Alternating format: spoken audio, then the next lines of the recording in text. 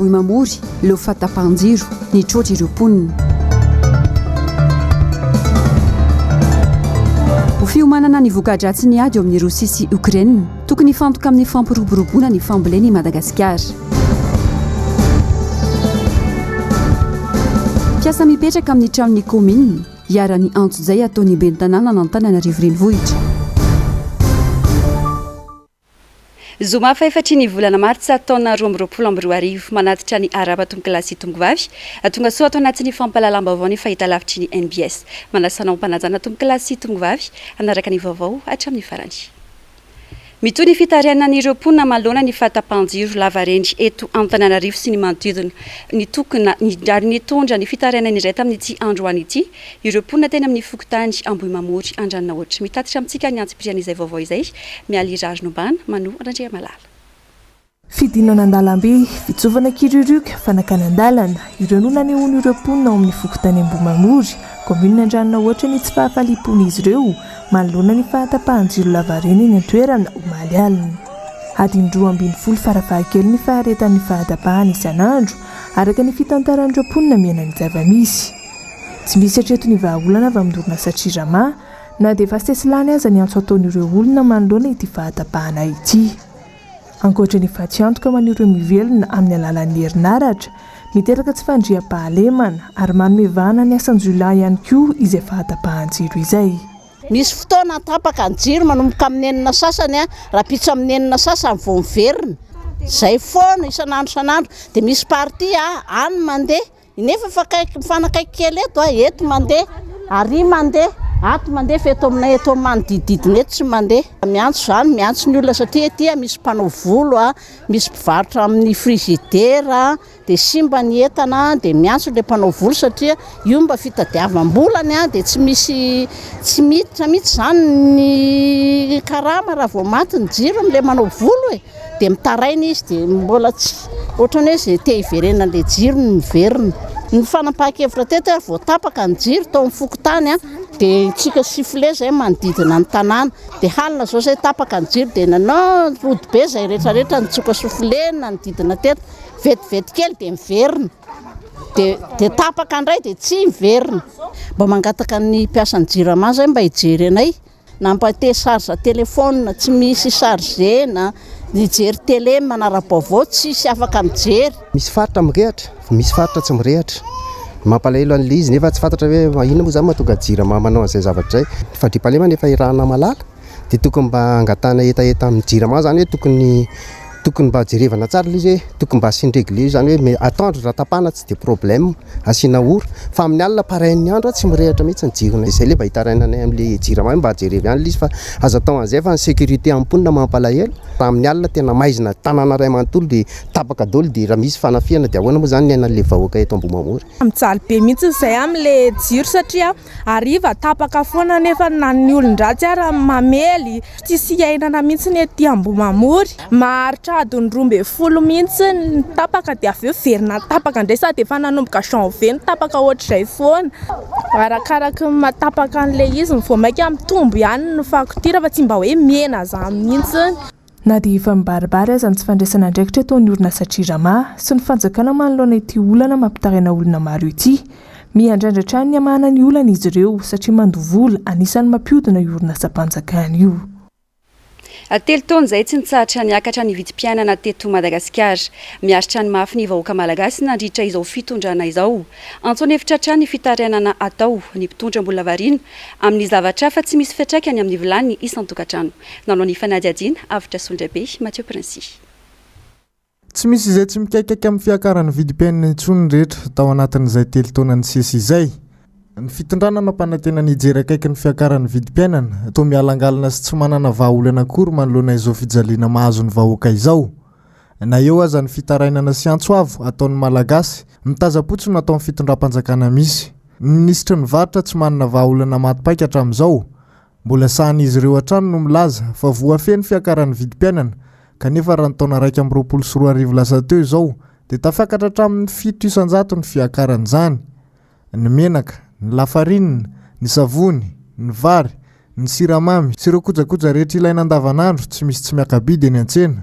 Ny satokantrano aza lasa manena ireo fatra vidiny amin'ireo entana ilaina andavanandro. Latsaka katerina tanteraka ny malagasy. Za rehefa hodiny tsy hita intsony ny tena marara ny vahoaka ankehitriny. Ny vahoaka raha teo tsy hafa mikofoka na dia te hitaraina noana aza fa hanaovana didiny be sandry amin'ireo mpitandro ny filaminana. Izao koa efa mananontanyna ny fiakaran'ny vidin'ny solika ka nampitrotraka ireo olana izay efa tsy zaka-babena intsony. Mbola lavitra ny ezaka ho an'i Madagasikara, manoloana ny tsy fisitrahany ny vahoaka malagasy ny rano fisotro madio, fahadiovana sy fidiovana. Mila manana sy mametraka paikady matotra sy mazava ny fitondram-panjakana, anatrara ny tanjony fampandrosoana lovain-jafy, ka afahan'ny rehetra misitraka ny zondy. Fanadiadiana eo amin'ny sary sy rindran-tsary ny tahiriny aina.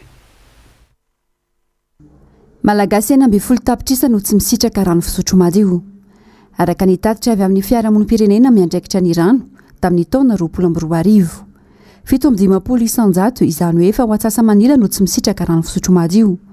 7 isanjato ny mponina no tsy manana toeram-pivoahana ka voatery manao maloto ankalamanjana kanefa ireny dia mivarina any anaty rano fisotroan'ny olona. 7 isanjato ny malagasy tsy manana fitaovana nasana tanana amin'ny rano sy savony. Mahery ny 10 isanjato n'ireo tobim-pahasalamana no tsy manana fitaovana entina hidiovana. Ary koa sekoly maro no tsy misy rano fisotro madio no tsy manana toerana anasana tanana. Zo fototra ary miantoka ny fahaveloman'ny olona iray ny fananana ny rano fisotro madio kanefa io indrindra no tena tsy zarizary. Indrindra isika mbola anaty ny ady manoloana ny fiparitahany valan'aretina COVID-19 izao. Mbola lavitra araka izany ny ezaka ho sarotra ny anatrarana ny tanjony fampandrosoana lovain-jafy 32 raha tsy misy fandraisana andraikitra. Ny vola natokana ho amin'izany ao anatin'ny teti-bolam-panjakana ihany koa mbola ambany teo. Ao anatin'ny taona nanomboka tamin'ny taona 2000 nisy ny ezaka misy 4 miliary any zany eto amin'izao tontolo izao no efa misitraka afaka ny olona vaovao afaka misitraka rano azo antoka no ny asa nandritra izay fotoana izay fa mbola lavitra ezaka be zany le tanjony mbola tsy tratra. Dia rehefa jerena indreo hoe aiza ho aiza ireo toerana nahitana izay fivoaran'izay da ny amin'ireny firenena ohatran'ny Nepal, ry Inde, Cambodge fa ny aty Afrika zany tena mbola ambany be mihitsy ny tany fatratrarana izay tanjona izay. Mila miasa bebe koa isika aty amin'ny faritra aty Afrika dia mila mametraka tanjona zany izay atao hoe ambition anatin'ilay izy. Paikady maro no natolotry ity fiarahamonim-pirenena miandraikitra ny rano ity. Anafoanana tanteraka ny kriziny amin'ny tsy fisitrahana rano fisotro madio, fahadiovana ary fidiovana. Eo ohatra ny jerena ny ahafahan'ny rehetra misitraka rano, ny fifandraisany sehatry ny rano sy ny fahasalamana ary ny toetrandro, fa indrindra ny anatsarana ny famatsim-bola mifandraika amin'izany. Aina ny rano ka tokony atao vaindohan-drarany hamatsinjany ho an'ny rehetra. Toa tsy laharam-pameany ity fitondrany ity mihitsy anefa izany raha ny zava-misy ankehitriny. Tsy misy tsinokakaiky any rehetra. Ny rano efa tsy misy kanefa mbola maloto ihany koa. Tsy atanan-dehibe tsy ambanivohitra fa saika misedry izany. Vahaolana aingana sy maharitra no rasana amin'ny mpitondra fanjakana fa tsy vita ny kitaitaitra sy zara fa vita fotsiny. Lafim-baovao hafa tanteraka kosa indray efa 2 herinandro atao aorian'ny rivo-doza Eminaty. Mbola tsy nahitana fiainana ny rano any vaingan-drano amin'izao fotoana izao. Misedra olana araka izany ireo mponina any an-toerana. Tsy mbola mianatra ny mpianatra ary mety ho vitsy ny mpianatra afaka hiroso amin'ny fanadina mpanjakana satria mbola maro ireo tsy nanatitra ny antota-taratasiny noho ny fahatapahan-dalana. Raha toa ka ny 12 ny volana martsa izao no farafisoratana anarana raha ho an'ny mpiadina bakalauréat manokana. Averihevitra ihany koa ireo mpamboly amin'ny tsy fafana mamoaka vokatra sy manafatra ny fanafody mpambolena ka anaovan'izy ireo antsoavo amin'ny tompon'andraikitra isan'ambaratongany. Fa maro ny lalana no fotaka tanteraka eto amintsika amin'izao fotoana izao. Atao rano raraka antany anefa ny antso sy ny fitarainana ataon'ireo mpampiasa ny lalana manoloanjany ho any eto an-drenivohitra izao dia atao asa zara fa vita ny fanamboarana kanefa iriarian'izay tsy izy. Avitra Solondrabe, Mathieu Princy. Isan'ny olana goavana amin'ny fampiakaram-bokatra sy fivezivezena ara-baritra ny lalana raha tsy misy mpijery eto amintsika. Toy ireo lalam-pirenena maro tsy voatanisa dia saika hitapa-hasimbany avokoa. Indrindra ho an'ireo faritra izay mivelona amin'ny famoaham-bokatra any ambanivohitra any.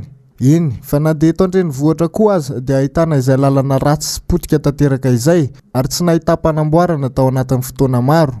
Atombotra indray izao ny fotoam-pifidianana ka miazakazaka ireo mpitondra manamboatra ny lalana etsy sy eroa. Ny mahamenatra dia anaty fotoam-pahavaratra vao mikoropaka sy manamboatra ny lalana indray. Fanamboarana izay amin'ny ampahany fotsiny ihany koa anefa na ireny tiptop ireny no tena tazana ataon'ny fitondram-panjakana. Isan'ny nanenjehana ny Filomary Karavalomanina ny hoe lalana tsy azo hoanina, kanefa izao dia hita fa repotra ihany manamboatra ireo simbetsy sy roa ny fitondrana, toy ireo lalana maro izay tokony nasipikojakojana kanefa notazam-potsiny ka niteraka fahasimbana goavana ary nampikantso tanteraka ny fifamoivoizana. Zary asa tsy maharitra sy tsy mateza no atao ankehitriny, tsy hita mihitsy ny fahatsapahtenan'ny fitondram-panjakana ampandrosan'ny Madagasikara lohatreto. Ny mpanohatra trano lazaina fa tsy tia fandrosoana rehefa maneho hevitra, kanefa ny zavatra ataon'ny mpitondra mihitsy tsy mandeha amin'izay izy intsony. Hita taratra ny fikorontanana sy tsy fahaiza mitantana ataon'ny filoha Andry Rajoelina sy ny ekipany. Makaiza ny vola natokana ho an'ny fanamboarana izay dradradradraina hoe misy, raha ireo mpiasan'ny mpanao lalana aza mitaraina fa tsy voalohany karaman'izy ireo. Tsy mahagaga raha toka tsisy miaina ireo mpampiasan'ny lalana any amin'ny lalam-pirenena ambany ravinahitra rehetra any, satria no eto manana aza tsy misy, ny eto andrenivohitra sisa no ahitana fanamboarana amin'ny ampahany. Vaovao ny trangam-piarahamonina kosa indray trano lehibe iray misy rihana 3 nenirodana tetsy Ivandry io maraina io. Tsy mbola fantatra mazava ny antony nampianjera azy ity, fa araka ny fitantarana ireo nanatry maso ny zava-misy dia nisy olona tao anatin'io trano io ary mbola tao nandritra ny fianjerana. Hatramin'ny orana zona vaovao dia mbola tsy fantatra ny isan'ireo naratra sy ny namony andry, efa teny an-toerana moa ireo sampana mpamonjy voina. Fanitrangana fanafian-dahalo atao Beamotsy, komina Andimaky io maraina io ihany koa. Raha ny angom-baovao dia dahalo misy 9 no nanafika ny tanàna, raikitra ny fifandonana teo amin'ny reto jiolahy sy ny mpitandro ny filamenana. Vokany olona 3 teo amin'ireo fokon'olona ary mpitandro filamenana iray naratra ary olona iray hafa no namony andry. Raha ny vaovao voaray hatrany dia omby misy 730 no lasan'ireo dahalo tamin'izany. Efa andalana manampy ireo mpitandro ny filamenana sy ny fokon'olona any an-toerana ao ny mpitandro filamenana ao Beloha-sur-Tsirbina anaramaso ireo dahalo ireo. Fa tsy misy afa-tsy ny 200 ny mpianatra navita fianarana teny amin'ny Ambaratonga ambany no manohy ny fianarany eny amin'ny Anjerimantolo amin'izao fotoana izao. Ary vitsy amin'ireo mpianatra navita ny fikarohana teny amin'ny Anjerimantolo no mampiasa ny voka-pikarohana ataony avadika ho asa afana manampy ireo mpianatra mpikaroka eny amin'ny Anjerimantolo n'Antananarivo hiditra amin'ny tontolon'ny fandrarana dia nisy ny fiara-miasa eo amin'ny université sy ny firenena Japonais. Onjalalaina Ranavimanana, Taiziniana. Ny famadiana voka-pikarohan'ireo mpianatra eny anivon'ny Anjerimantolo ho afaka trandrahina sy amronana asa no anisan'ireo vahaolana mpandrosoana ny firenena. Mbola maro anefa amin'izao ireo voka-pikarohana mijanona ho boky fotsiny eny amin'ny Anjerimantolo. Amin'ny alalan'ireny voka-pikarohana ireny no ahafahana misintona ireo mpamatsy vola hiara-iasa amin'ilay mpianatra mpikaroka ary koa ahafahana mamorona asa ho fampandrosoana ny toe-karena eto amintsika. Mila hofanina ho mpandrarana ny mpianatra eny anivon'ny Anjerimantolo hialana amin'ny olana tsy fananana asa eto amintsika amin'izao fotoan'izao. Saika ny atsasa-manila ireo mpianatra navita amin'ny fianarany no tsy mahita asa akory rehefa azony ny diploma. Ao koa ireo manao ny asa tsy mifanaraka amin'ny fianarana noratovany sy ny mari-pahaizana ananany. Fotoana zany ny université dia ohatrany karazana manao fananana masina zany ny ankizy izay manomana doctorat. Zareo zany no mampiseho zany ny voka-pikarohana anatin'ilay izy. Dia misy io zany raha Madagasikara io tsy ny vetetan'arivo zany dia faninanao zany dia misy fotoana atao anatin'ny zavatra izay. Zany no hitanao zany hoe apprécier ny olona zany anao fikarohana ary doctoral io misy voka-pikarohana tsy ampoizina mihitsy anatin'ny zavatra io dia tonga koa zany mpandarana izay zavatra izay. So dia misy zany voka-pikarohana azo trandrahana ka avadikitsika zany ho arena ilay izy raha ohatra mbola hoe otrikaria anatin'ilay zavatra izay. Mba ahafahana manampy ireo mpianatra amin'izay tontolon'ny fandrarana izay dia nisy ny fiara-miasa ny Université Antananarivo sy Japon amin'ny alalan'ny Jika Group. Ity fiara-miasa ity izay natao ampianarana ny tanora ampivadin'ny fomban-drazana amin'ny fampandrosoana ny firenena. Notre objectif, c'est de fournir des informations sur des thèmes spécifiques, sur la modernisation et puis notre expérience de développement du Japon aux étudiants. Et donc on va donc donner quelques éléments clés comme food for thought, c'est-à-dire pour alimenter la réflexion aux étudiants pour les études approfondies maintenant à leur tour. Mpianatra manodidina ny 500 no isitraka izay fampianarana omeny Jika Group izay. Ny fiara-miasa eo amin'ny Rotota izay tafiditra ao anatin'ny fankalazana amin'ny 70 taona ny arahan'i Madagasikara sy Japon ny asa. Nisy ihany koa moa androany ny fampahafantarana ny gazety boky izay vokarin'ny mpianatra eny anivon'ny anjerimanontolon' Antananarivo. Fampahay toe-karena sady pahay resaka fifandraisana iraisam-pirenena iray no nitondra ny heviny mahakasika ny ady misy eo amin'ny Rosia sy Ukraine androany. Nambarany fa hiteraka fikorontanana maneran-danja eo amin'ny lafiny ara-toe-karena sy ara-barotra io ady eo amin'ny firenena roa tonto io ka tokony homana amin'ny fiatrian-janjy i Madagasikara. Nanao ny fanadihadiana mialy Rarinombana eo amin'ny staziny Manofra Andriamalala. Tafiditra tao anatin'ireo politika mpitantanan'ny Filomarika Ravalomanana fony izy nitondra ny Madagasikara ny fampiroboroboana ny fambolena sy ny famokaram-bary. Ankoatra ny mahafoto-tsakafon'ny Malagasy azy, tanjony ny tsy nanafarany firenentsika vary any amin'ireo firenena hafa. Teo ihany koa ny fanomezan-danja ireo tantsaha. Tamin'ity androany ity, no amafisin'ny pahay toe-karena no sady pahan'ny resaka fifandraisana iraisam-pirenena Julien Radanoir ny tokony ifantohan'ny Madagasikara amin'izay fambolena izay. Nambarany fatombony antsika ny fananana tany midadasika ahafahana manao izany. Io hevitra iray io ihany koa no vahaolana iray ahafahan'ny firenentsika miomana sahady amin'ny fikorontanana maneran-tany eo amin'ny lafiny ara-toe-karena sy ara-barotra ateraka io ady eo amin'ny Rosia sy Ukraine io. Madagasikara tokony anaroatra izy ao anatin'ny COMESA sy ny SADC sy tia eo rasiny karazan'ity ifototra amin'ny zavatra eto Madagasikara. Tsika plus de 40 millions d'hectares terre cultivable, 10% fotsiny voavoly mandraky tiny androany. Nefa tsika efa natson'ny SADC hoe grenier de la SADC, COMESA koa nefa nyteny grenier de COMESA, ny COI ny teny grenier ny COI, nefa tsika ary mbola manafitra vary. Dikan'izany ianao pays agricole, tokony resaka agriculture, pêche, élevage zany aloha ny tena fitoerantsika. De manao exportation dans le cadre ny marché régional, conquête marché régional sy ny sous-régional, ty SADC, COMESA sy ny COI ty. Plus de 800 millions de consommateurs igny raha vitatsika izay na misy bouleversement raha zavatra eran-tany tsika mba afaka ihany manao les diplomatie d'exportation. Nambarany ity pahay toe-karena no sady pahan'ny resaka fifandraisana iraisam-pirenena ity ihany koa afa tsy maintsy isy fiatraikany amin'ny firenentsika ny tsy fiandaniana na amin'ny Rosia na amin'ny Ukraine ka anisan'izany no mety ho fihenan'ny famatsim-bola avy any ivelany satria ireo firenendehibe mpiara-miombona antoka amin'ny Madagasikara dia manameloka ny fanafihan'ny Rosia any Ukraine avokoa. Eo amin'ny maresaka avy any ivelany kosa indray tsy mihembotra hatrany ny fanafiana sy ny fifehezana ataon'ny Rosia ny Ukraine. Mitady ny hevitra rehetra i Rosia amin'ny tsy voan'ny vaovao saropady indrindra ny amin'ny stratéjika entina anafiana ny Ukraine ka namoaka lalàna mikasika ny famoaham-baovao. Avitra Solondrabe, Mathieu Prancy no mitatitra amintsika ny antsipirim-baovao. Nisy ny iray minitra fahanginana ho fahatsiarovana ireo miaramila maty anady tao Ukraine nandritra ny fionan'ireo solombavambahoaka Rosiana ny zoma lasa teo. Nolanina tamin'izany lalàna amin'ny fiainanao manjery any an-toerana mba tsy hisian'ny fiparitahany vaovao tsy marina ka elohan'ny lalàna hatramin'ny 12 taona tranomaizina izay tratra mini manaparitaka vaovao tsy marina na amin'ny endriny ahoana na ahoana. Isan'ny tetikadin'izy ireo entina hifezana ny ainao manjery mba tsy hanova ny tena vaovao marina ity lalàna ity ka maro tamin'ireo ainao manjery indrindra fa ireo ainao manjery tsy miankina no nanajanona ny asany noho ny fampiarana ity lalàna ity hatrany. Ao anatin'ny ady tokoa isika izao ka lasa te higeja loatra ny asa fanaovan-gazety ireo mpitondra. Voahitsakitsaka tanteraka ny fahalalana maneho hevitra ao anatin'ny famerana na restriction ataon'izy ireo izao hoy ny nambaran'ity Italiany tonian-dahatsoratra iray ity. Toy izay koa ity fahitalavitra iray ity izay nisafidina najanona tanteraka ny fandaharana manoloana izao famerana ataon'ny fitondrana Rosiana izao. Tsy ireo ainao manjery any toerana ihany no iaran'izao famerana izao, fa ireo ainao manjery vahiny izay mitrandraka vaovao any toerana ihany koa dia lasa voafetra ny vaovao azon'izy ireo trandrahana. Ao anatin'ny tahotra mety voahan'ny vaovao ara-stratéjika daholo no anton'ity lalàna ity hoy hatrany nambaran'ireo parlemanta Rosiana. Itsy andaniny dia mitohy hatrany ny fandatsahana bomba ao Kharkiv ary ataon'ny Rosiana izay tsy azon'ny Ukraine ny faritra stratéjikany. Efa manomboka tafiditry ny Rosiana tsikelikely ihany koa ny tanàna ao Ukraine toa ny Kherson izay ao atsimon'ny Ukraine.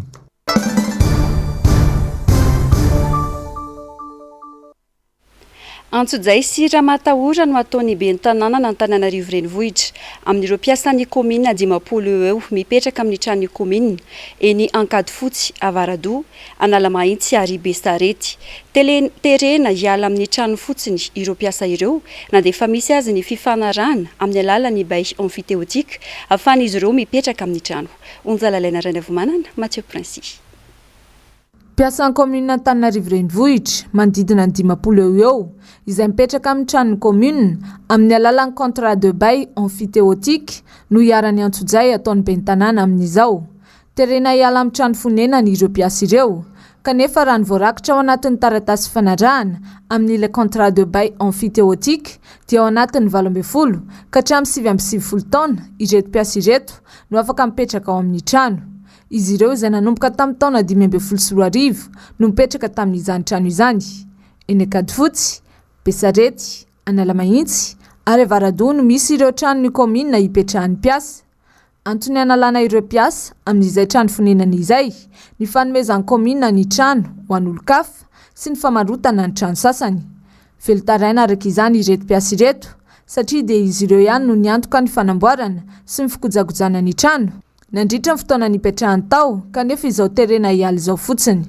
Zavatra mitranga amin'izao fotoana izao nefa dia mampalahelo satria rehefa tonga ny fitondrana amin'izao fotoana izao dia milaza fa hoe mila miala ireo mpiasan'ny komuna ireo fa ilaina le trano. Anatsony komuna foana ihany ireto olona ireto fa hoe na ianareo miala moramora eo amin'io trano io na ianareo andefasanay force de l'ordre androkanareo avy trano eo amin'io trano io ary amoaka ny entanareo.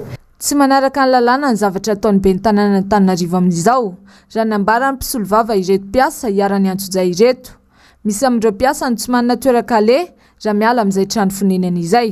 Tamin'ny fitondran'ny ben'ny tanàna teo aloha Lalao Ravalomanana zany dia misy le fanajana le lalàna satria zany rehefa hoe laza teo fitondrana teo aloha fa nilan'le trano soatran'izany ka namaly reto olona reto hoe izahay kosa tsy hiala fa noho ny antony ohatr'izao tsy nisy mihitsy ny intimidation nataon'ny fitondrana teo aloha. Zavatra mitranga amin'izao fotoana izao nefa vao niova zany le fitondrana dia efa nampirima ny resaka lalàna sy ny sisa fa intimidation sy resaka affectation reto olona reto daholo no zavatra mitranga amin'izao.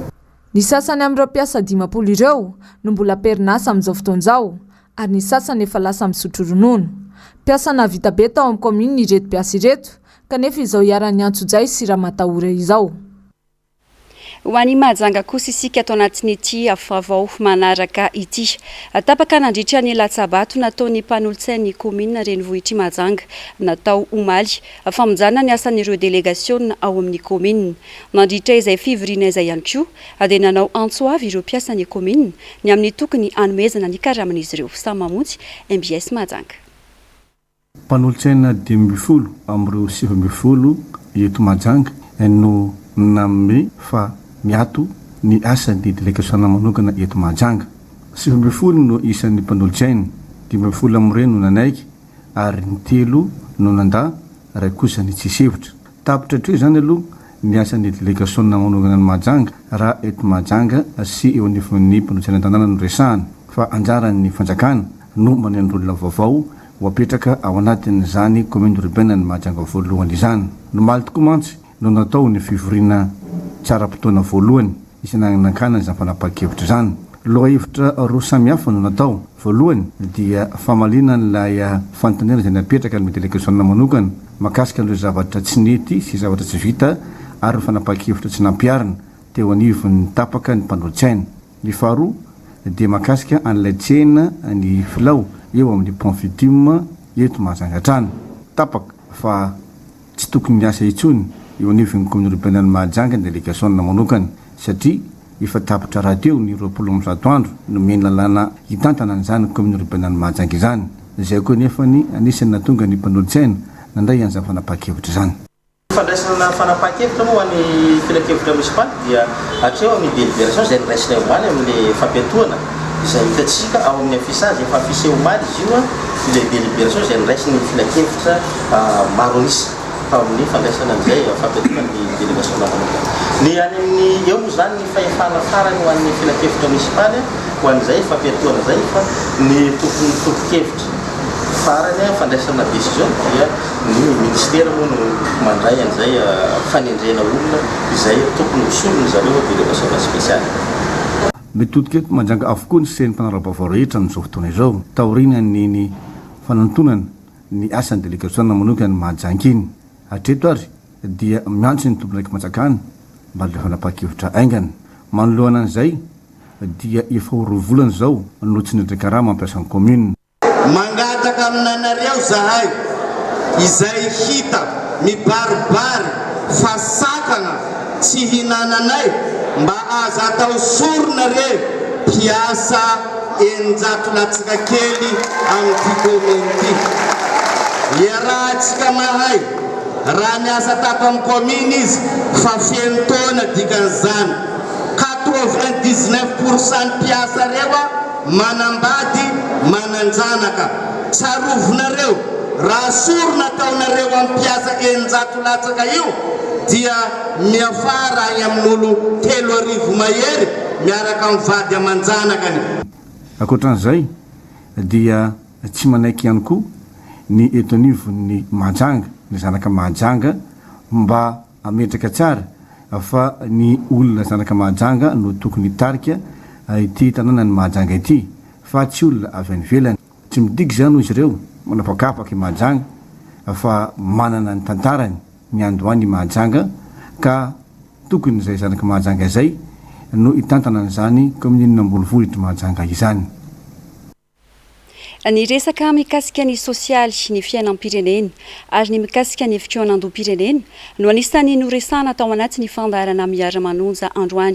Tsy azo idivirana intsony tokony anatanterana ity fitonanam-pirenena ity ho ny solombavambahoaka sy ny fiarahamonim-pirenena. Jessica Miray, Andry Rakotomalala. Saika hita amin'ny fandraisan'ny fanapahan-kevitra hatramin'ny ny tantanan'ny firenena ny fitondrana ankehitriny fa tsy manana vahaolana. Ilailazana foana fa tsy niomana hitondra firenena. Ny vahoaka hatrany anefa no mizaka ny vokany. Tsy misy zavatra mandeha amin'izay laon'ny intsony eto. Ony tanora iray raha ny vahiny tao anaty fandarana miara-manonja. Tena latsaka katerena ny vahoaka. Ary amin'izay moa nisy an'izao rivo-doza ny sesiny iny tsy renga mba tsy atao hoe zavatra voamanina. Zany atao hoe rivo-doza. Fa zavatra iainana zany ary tsika ange nosy. Tsy mety isotrona miaro tonga hatraty Antananarivo ndray andro tsy mampiomana. Zay tadio raha masina reto io mety tonga dia ty amintsika ty voajanahary io ka anjarantsika anjaran'ilay mpitondra no efa mandinika vao miditra eo amin'ny fitondrana izy androany dia mahatsapy inona avy ny zavatra andraikitra tsy maintsy apetrako aminatiny anivon'ity firenena ity aloha prioritaire zany. Manoloana ny olana lalovan'ny firenena ankehitriny. Tsy misy afa-tsy ny firosoana amin'ny fitoanam-pirenena irery antsy no hitondrana vahaolana. Indrindra raha hiatrika fifidianana tsy ho atsy. Fatao mibety mahafotsiny tany fataovy fiantena enjikinjina ny nareo rehetrarehetra tena hoe rasa mangaika tena hoe hery velona eto Madagasikara aza manaiky aza noho ny fifidianana aza mameno fifidianana fataovy aloha ny fitoanam-pirenena fa raha tsy misy ohatran'izay zao ohatra anao baolina zao anao dia raha ohatra zao tsisy ana tsy fitoanam-pirenena dia izy ihany manao lalàna bon rehefa azo laresina le tsy dia ataovy tanana dia atsipazy dia ataovy maty zay rehetrarehetra kapao tapao azonao raha tsisy ny discipline rehetrarehetra misy mitsy ny réunion technique aloha tena atao alohan'ny anombohan'ny lalao ataovy tsara ao amin'ny lohandrotita. Anisan'ny manohana ny amin'ny tokony hirosoana amin'izay fitoanam-pirenena izay ny fiarahamonim-pirenena. Efa tapidalaka le tanteraka ity fitondrana ity hoy izy ireo. Zay zany dia manainga ny olo-pirenena rehetra na ny mpanao politika na ny mpitondra fivavahana na ny hery-velona rehetra eto amin'ny firenena mba hijery an'izay resaka izay fa zay mahita hoe somary efa tapitapidalaka le ihany le fitondrana amin'izao fotoana izao zany. Ina mahatonga anao ite zay? Sy misy mandeha amin'ny laony ny anivona faritrany. Tsy tena miteny anao an'izany aho rina fa raha ny zavatra mitranga indrindra zay moa miasa amina faritra valo eto Madagasikara fa tato ato zay efa resaka mandeha be dia be tamin'ny Manjery dia misy zavatra tsy mandeha tokony izy zao amin'iny faritra Bongolavo iny zay mbola ho resahako rehefa avy eo zay fa hoentiko milaza aminareo hoe tena ohatra ny jerepotsiny ary vaky lala tsara ny fanodikodinana sy ny kolikoly amin'le fananam-panjakana. Akoatra ny resaka fikaonandoam-pirenena no resahany miara-manonja ihany koa androany ny olana fampianarana, ny fambolena ary ny tsy fandriam-pahalemana izay nahazo laka tanteraka. Ny resaka mikasika ny rara Ukraine sy Russia ihany koa ny fandarana ho an'ny androany, mahakasika indrindra ny fanapahan-kevitra no raisin'ny fitondram-panjakana. Dia izay indray tombokilasy tombokivavy no masaka azona tolotranao tamin'ity anio ity.